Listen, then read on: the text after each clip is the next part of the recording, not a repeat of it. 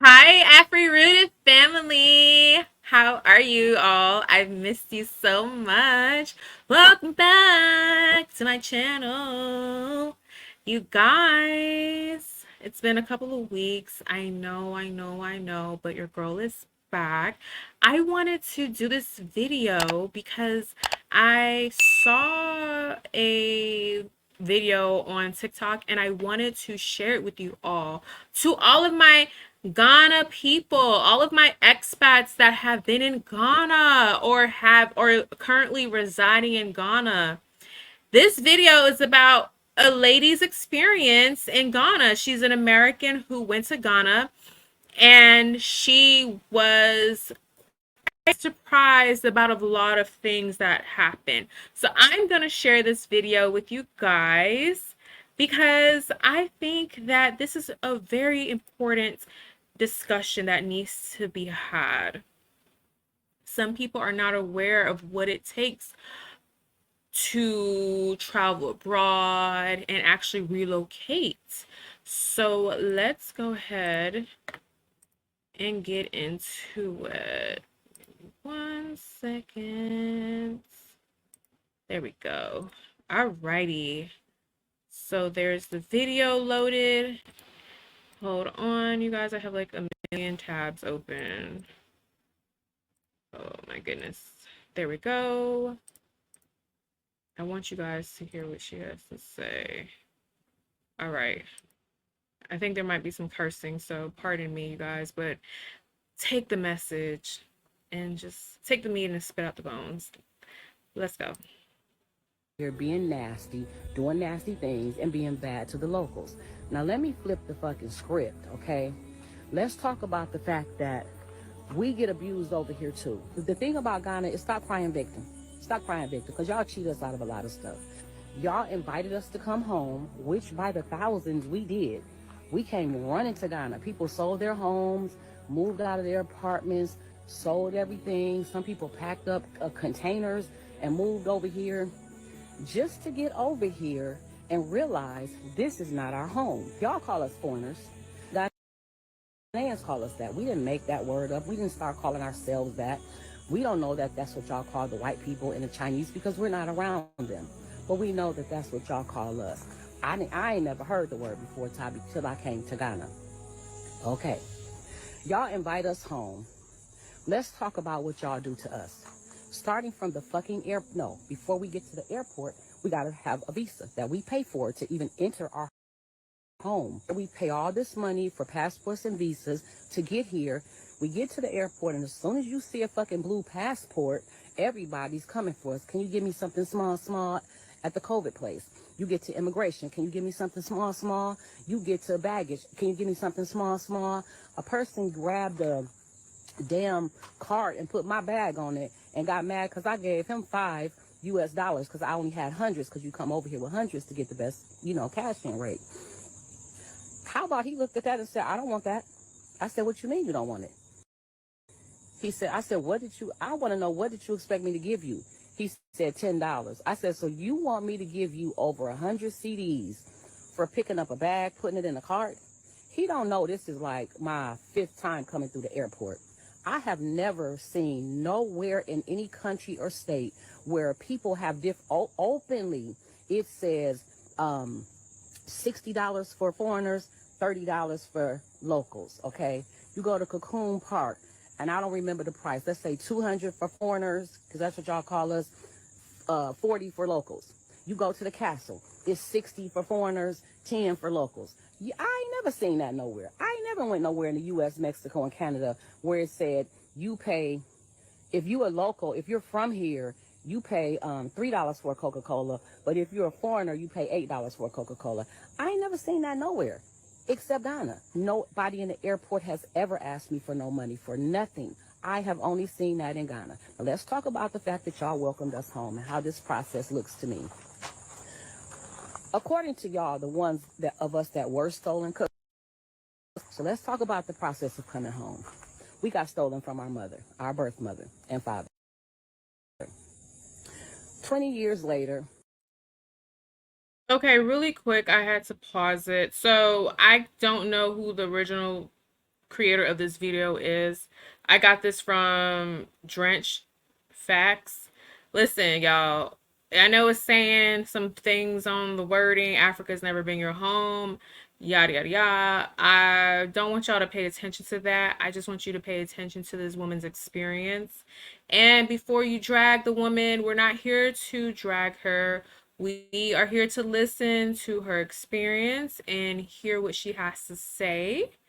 And I'm not bashing Ghana, I'm not bashing the country, but it's important as expats, travelers coming from abroad that want to relocate to different countries, especially Africa. There are some things that you need to hear. It's not all roses and peaches and gravy, okay? So we're gonna listen to this lady's story. Okay, I'm gonna play it again now. We're probably 26 years old now. Our mother finds us and she said, baby, y'all come home. I miss you. Come back home. Get out them streets where they don't love you at and come home. So we drive, take a taxi, however we get to our mother's address. We get there. But before she let us come through the door, she says, oh, welcome home. But before you come in, can you pay me $300 to enter the door? That's the visa to come home. So, okay, we happy to be home. So we paid $300 to our mother to step foot in her house because we're excited to be home to the motherland, okay? We get in there, and now it's dinner time. And she has plates on the table for the kids that grew up in the house, and she has a plate on the table for me and my sister who was stolen years ago. And she says, oh, my daughters, because you didn't grow up here, my children get to eat free that grew up here, but because you were stolen and you're just coming back, I have to charge you $20 for a plate. So me and my sister, we're so happy to be home. We're confused. We pay her $20 for a plate. Okay? That's the cocoon shit. That's y'all giving us different prices for shit. Okay? Now we're at our mother's house and we're enjoying being there. We see something's a little weird, but we enjoy being back home with our mother. We decide we want to stay. And she goes, oh, you want to stay a little longer? You're going to have to pay me $1,000 every year to stay here. That's the residency. Now we're paying her for residency, even though she invited us home after we were stolen from her. Okay? Now we pay the residency, and then we decide, you know what, we want to get on the birth certificate. We kind of like it here. It's a little weird, but we comfortable enough to stay here. And she tells us, oh, in order for you to stay here, I have to put my name on your birth certificate. That's going to be $3,000 each, please. And then I will put your name on the birth certificate and you will become a family member. That's the citizenship. That's the citizenship. So how are we home if we got to pay y'all? Why aren't the visas free? If this is home, why don't you make this visa free for us? If this is home, why do we have to pay to be a resident? If this is home, why isn't our citizenship automatically given to us?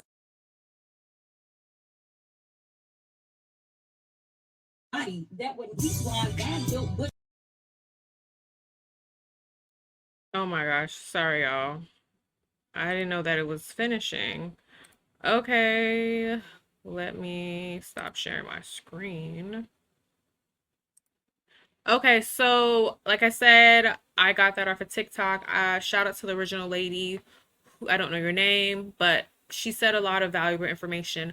A lot of people, I know we get excited and we romanticize moving back home to Africa and visiting and just the possibility of actually living there.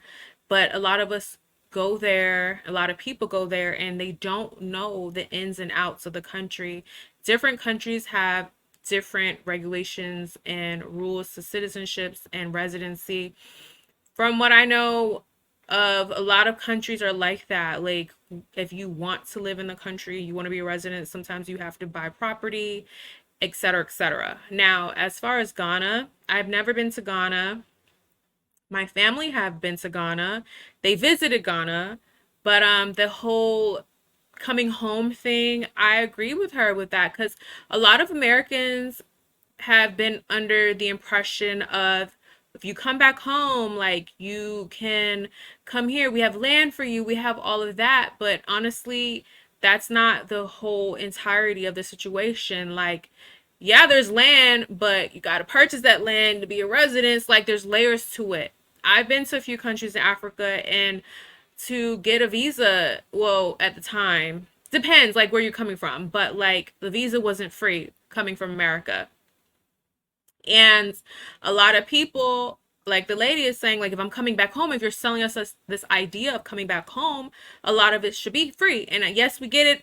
Every country is like a business. They have to make their money, but don't sell us the idea of you're coming back home, the year of the return. Like, this is your home, this is your land. And a lot of people don't feel like that because from my experience, and I get where this is coming from, everything literally costs. And if they hear your accents, they are going to upcharge you. You don't know the language. Yes, they speak English, but like from a different perspectives, like from different countries, they have their own native tongue.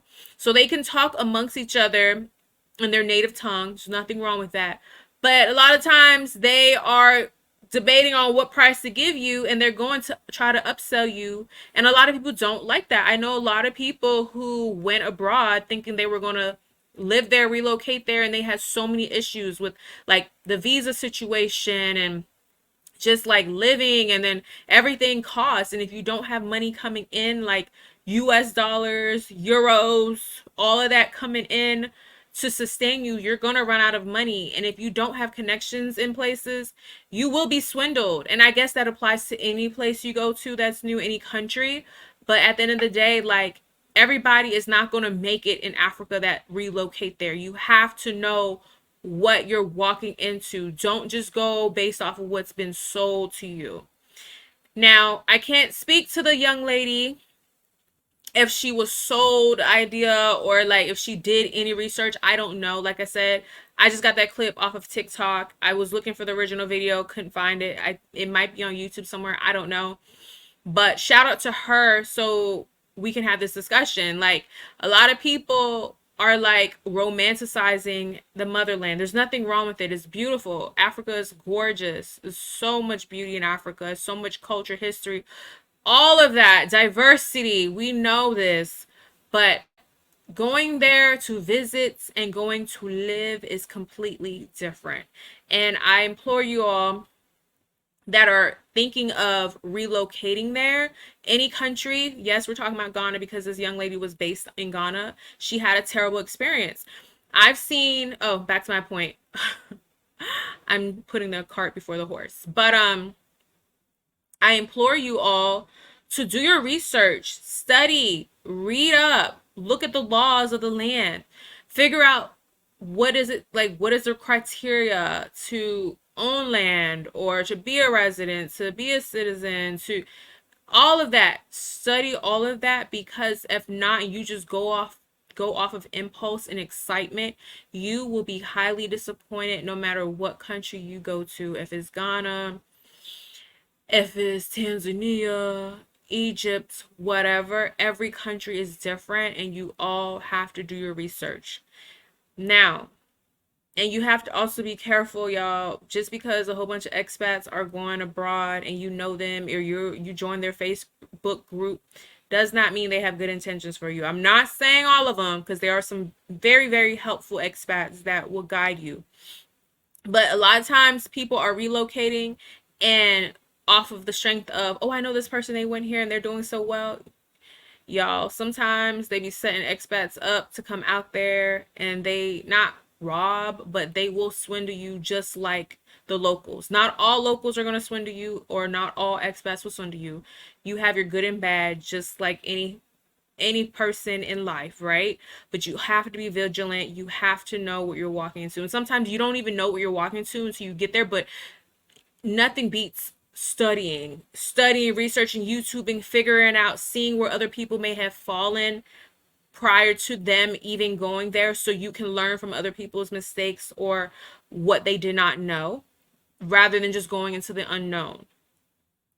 Now, a lot of people want to debate if we're not getting into that debate about, oh, is Africa home or not? Take it how you may. Some people feel like it's the motherland. I believe it's the motherland. Some people don't believe it's the motherland. Tell me how you feel in the comments. How about that? But keep it respectful. But nonetheless, you guys, I implore you to do your research before going to a new country. Understand sometimes it may not be for you, or even visit if you can before you even just bring your whole entire life and uproot it to another country and your family's life. Make sure you just visit, just see how it is, and spend some time there. I know everyone cannot just up and go multiple times. Save your money, have your money on deck so that you can maybe have the opportunity to see how it was. I've been to a different couple of different countries. I stayed like from 2 weeks to a month. Excuse me. And that's how I got an idea on if I wanted to like visit again, potentially live there. And I've drawn my conclusions on a lot of countries. A lot of them I would revisit, but I would not live. I wouldn't uproot. If I had a family, I wouldn't uproot my family and take them there to live, right? And you got to see like what's going on politically. It's just a lot of layers to it, and I don't want you all to be misinformed or swindled or sold a dream, right? So I'm thankful that the lady shared her experience because I don't see enough people talking about it. I see a lot of people like, come here, come, Africa, we want you home. Like, okay, you may want us home because we're technically tourists. A lot of them see us as tourists. They'll say brother and sister, but it doesn't feel like that when they're telling you something costs triple what the price, what the value of it really is. Like, you feel used. And a lot of us have felt used from our home countries, the countries that we are coming from already, and we don't want to go to what is supposed to be in our eyes or perceived to be the motherland and get used and like taken advantage of. It's not a good feeling, but unfortunately it does happen, not by everyone, but it does happen. What was my other thought? I can't think of right now, but yes, you guys, just do your research, fill out the place, fill out the people, and just do your due diligence to see and know like what it takes and what we required. Like, I know some people that are coming from the Caribbean, they have the CARICOM situation going on where they don't have to pay for a visa if they go to certain countries in Africa. So you can see what, depending on what country you're coming from, you may not even have to pay for a visa, but also bring a lot of money when you go to these countries because, like I said, you don't speak the native language. Unless you do, you've been studying, you practice or whatever, good for you. But majority of people that are going to these countries do not speak the native language and have been and can get swindled. I'm not saying everybody, because there are some good Samaritans all over the globe, okay? And a lot of them are in Africa as well. So I just want to make that clear. Now, do with this information as you may. What do with this information, whatever, however the saying goes. I'm having like a brain fart right now. But yes, y'all. Yes, you guys, I wanted to share that video because I feel like it's imperative that we really tell each other the truth. I've been to Africa. If you watch my previous videos on this channel, like I talk about the highlights, obviously because I'm a tourist, but I have had experiences there where I'm just like, I didn't like that too much, but I'm not going to be like, oh my God, this country's terrible because of this. But I also was not going there with the mindset of living there in that very moment. There are people who have uprooted and brought everything they had, sent it over the seas, honey, and went to Africa and hated it. Stay there a couple months, hated they found out so much. I have stories for days, but that'll have to be on another day. Have they have had some of the worst experiences, y'all, and they had to uproot their family and leave. So these things happen and it's devastating. It is. And then you go there, you might end up meeting the wrong people. It's just a lot of things can happen. You have to be vigilant in life, period. But I don't want to make this video too long. I just wanted to share that with you all. I hope it was informative. Please give me a like, share a comment. Like, have you seen this video? Do you know anybody that relocated to Ghana, Africa, period? And how are they liking it? Have you yourself gone, visited, relocated? How was your experience? What do you think of the video? I want to hear from you as always. I love your feedback, you guys. And go ahead and hit the notification bell so you can stay notified whenever I release a video. And as always, thank you so much for your love and support and rocking with me, Afri Rooted fam. I love y'all down. And go ahead and watch the video through because your girl is trying to get monetized this year. I claim I will be monetized. I am monetized. I'm speaking it into existence. I really, really want to do so many things with this channel, and monetization will really help me out a lot. I appreciate you as always, and I will see you all in my next one. Love you so much. Take care. Bye.